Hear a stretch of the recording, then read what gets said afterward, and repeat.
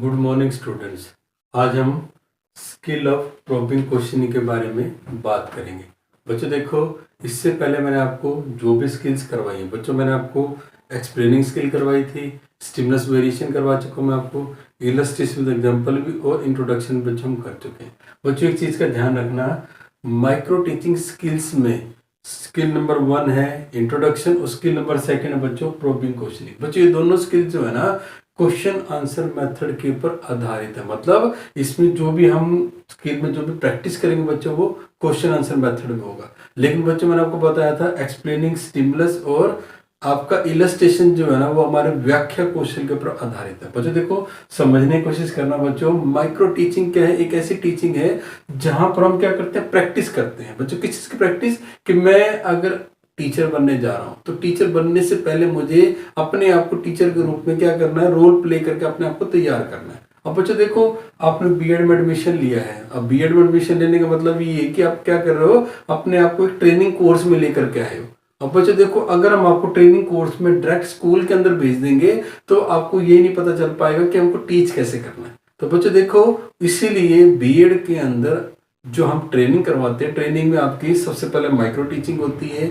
Micro teaching में बच्चों आपकी मेगा टीचिंग होती है। बच्चों मेगा के बाद आपकी डिस्कशन और लास्ट में आपकी स्कूल टीचिंग होती है। अब बच्चों मैंने आपको बताया था माइक्रो टीचिंग क्या है, ऐसी टीचिंग है जहां पर हम आपको कॉलेज के अंदर ही आपके जो दूसरे स्टूडेंट्स हैं ना, जो आपके जो फ्रेंड्स हैं, उनके साथ एक पेयर ग्रुप बना करके आपको बिठा देते हैं। आप टीचर की भूमिका अदा करते हो और जो भी आपके वहां पर जो आपके जो मतलब फ्रेंड्स हैं वो वहां पर स्टूडेंट की भूमिका अदा करते हैं। तो बच्चों देखो, प्रोबिंग क्वेश्चनिंग क्या है? एक ऐसी क्वेश्चनिंग स्किल है जहां पर आप क्वेश्चन या जैसे मैं कहूँ प्रोबिंग मतलब खोजपूर्ण, कि अगर मैं 5 मिनट तक एक क्लास के अंदर सिर्फ क्वेश्चन आंसर मेथड का यूज कर रहा हूं बच्चों, कि मैं क्वेश्चन पूछ रहा हूं, बच्चे मुझे उसका रिस्पॉन्स दे रहे हैं, फिर मैंने सेकंड क्वेश्चन पूछा, बच्चों ने उसका रिस्पॉन्स दिया। अगर सिर्फ 5 या 6 मिनट तक मैं सिर्फ क्या कर रहा हूं, क्वेश्चन आंसर मेथड का यूज कर रहा हूं, उसको बच्चों हम क्या प्रोबिंग क्वेश्चनिंग बोल सकते हैं। बच्चों देखो, अंडरस्टूड सी बात है कि जैसे मान लीजिए मैंने कोई इतिहास का चैप्टर है मेरे पास 6 क्लास का,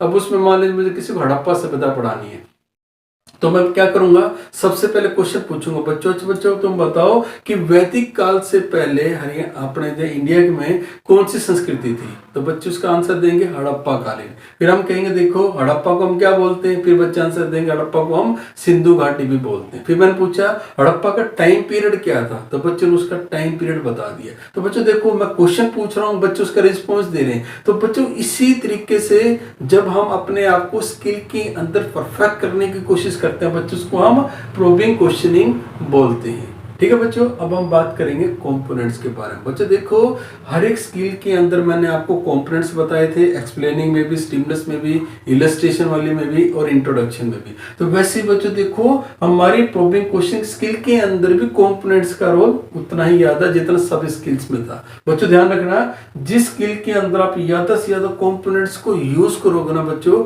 वो स्किल उतनी ही ज्यादा परफेक्ट मानी जाएगी। ठीक है बच्चों, देखो सबसे पहला हमारा जो कंपोनेंट है क्या है, प्रॉम्प्टिंग, जिसको हम हिंदी में बोलते हैं संकेत करना। अब बच्चे देखो, प्रॉम्प्टिंग का मीनिंग क्या है, संकेत करने का मीनिंग क्या है, कि मान लीजिए मैंने किसी बच्चे से कोई भी क्वेश्चन पूछा और बच्चा उसका जवाब नहीं दे पा रहा, तो मैंने क्या करा, उससे रिलेटेड एक और क्वेश्चन पूछ लिया।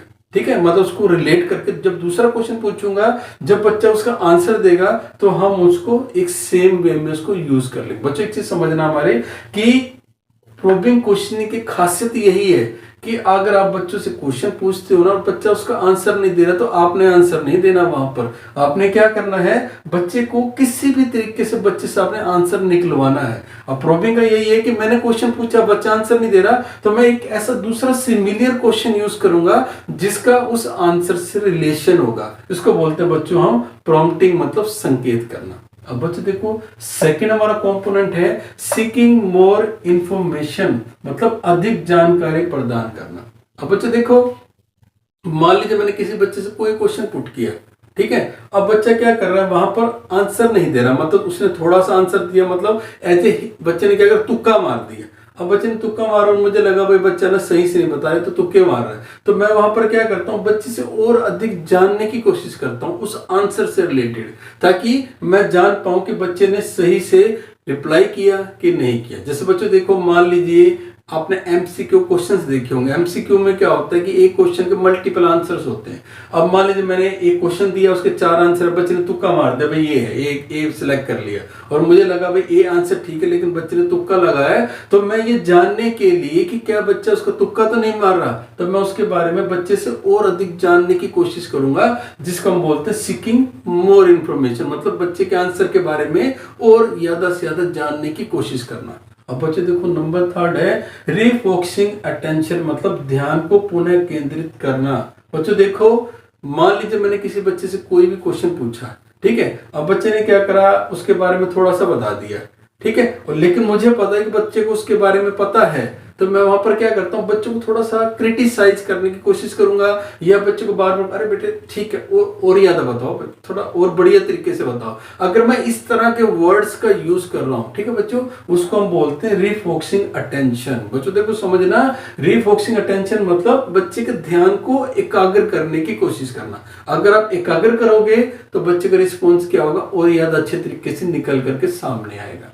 बच्चों देखो नेक्स्ट है रीडायरेक्शन, मतलब पुनः निर्देशन। बच्चों देखो, मान लीजिए मैंने किसी क्लास के अंदर एक क्वेश्चन पूछा, ठीक है, अब उस बच्चे मान लीजिए क्लास के अंदर 10 या 12 स्टूडेंट बैठे हुए हैं, मान लीजिए एक स्टूडेंट उसमें राम बैठा हुआ है, मैंने राम से क्वेश्चन पुट किया, अब राम को उसका आंसर नहीं आता, मैंने क्या करते, राम के साथ में जो दूसरा स्टूडेंट बैठा होगा उसको मैंने खड़ा किया, बाबा तुम इसका आंसर बताओ, ठीक है, अब उसने भी नहीं बताया, फिर मैंने थर्ड बच्चे को खड़ा कर दिया। तो बच्चों देखो हम क्या कर रहे हैं, क्वेश्चन को रीडायरेक्ट कर रहे हैं। क्या, एक से पूछा, उसने आंसर नहीं दिया, फिर मैंने सेकंड से पूछा, सेकंड वाले नहीं दिया, फिर मैं थर्ड से, मैं इस तरह से सभी बच्चों से तब तक पूछता रहूंगा जब तक बच्चों से रिस्पॉन्स निकल करके नहीं आ जाता। बच्चों मैंने पहले भी आपको बताया था कि प्रोबिंग क्वेश्चनिंग की एक जो खासियत यही है कि आपने खुद आंसर नहीं देना। अगर आप बच्चों से क्वेश्चन पूछ रहे हो ना, या तो आप बच्चों को संकेत के द्वारा आंसर निकलवाओ, या फिर आप क्या कर सकते हो, बच्चों का केंद्रण करके आंसर निकलवाओ, या फिर अगर आप एक बच्चा रिस्पॉन्स नहीं दे रहा, आप दूसरी तरफ क्वेश्चन को रीडायरेक्ट कर दो ताकि उसका रिस्पॉन्स आराम से निकल पाए।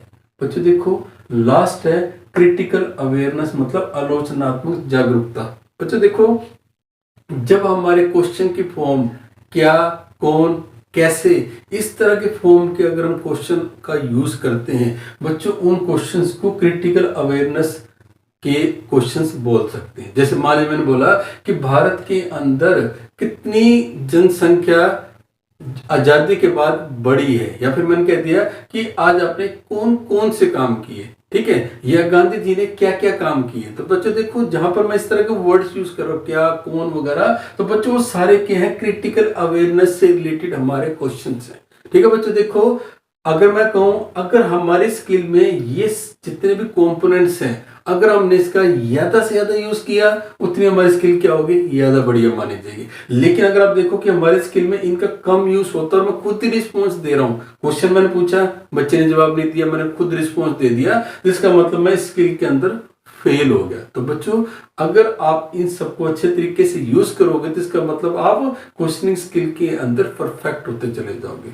ठीक है बच्चों देखो, आज मैंने आपको प्रोबिंग क्वेश्चनिंग का मीनिंग, ठीक है, और उसके कंपोनेंट्स के बारे में बताया। आपको आशा करता हूं आपको मेरा वीडियो अच्छा लगा होगा। ठीक है बच्चों, मेरी वीडियो को ज्यादा से ज्यादा लाइक, शेयर और सब्सक्राइब जरूर करें। Thank you.